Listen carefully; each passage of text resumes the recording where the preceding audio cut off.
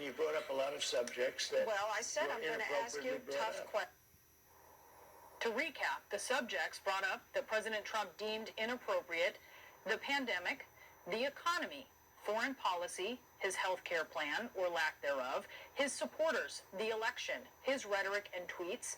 Those are fine topics, standard even. It's not the topics or the questions that are out of bounds, it's his answers, and Leslie Stahl pointed that out. Trump doesn't like to be challenged with fact. He doesn't like to be told he's being dishonest when he verifiably is. And he can't answer many simple questions without lying or without changing the subject. He expects a compliant media to let him get away with it, but here's the problem. He's the president of the United States of America. Okay, so that was a great piece by Brianna Keilar. She always does an amazing job. There's one final thing that Leslie Stahl didn't point out and Brianna Keilar didn't point out.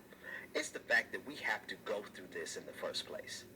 It is the height of absurdity that we are in a place in America that we have to actually dissect and break apart the complete and utter absurdity of someone like Donald. The fact that Donald Trump can have power in this country to begin with. The fact that he is so malignantly incompetent that he contributed directly to the deaths of 225,000 Americans, 210,000 of which did not have to die. And yet we still have to play these games of rhetoric and analyses and breaking apart in order to convince people to vote him out of power, when he should never have been in power in the first place.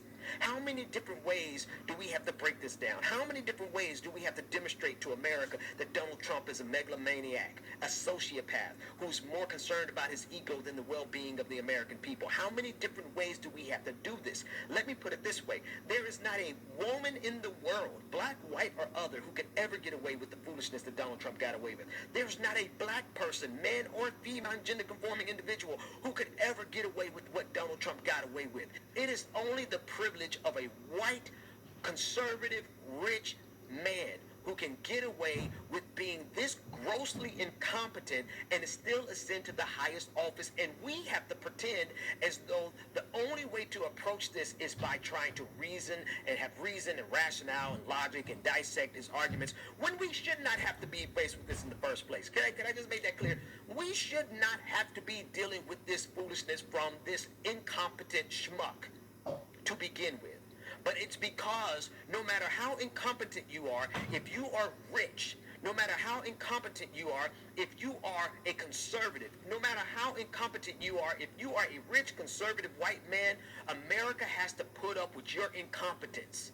America has to put up with your ego. America has to put up with the number of people that you would kill. We saw this with George W. Bush. He took us into an entire war. And thousands of American troops, hundreds of thousands of Iraqis died, and we had to negotiate and navigate all of his failures.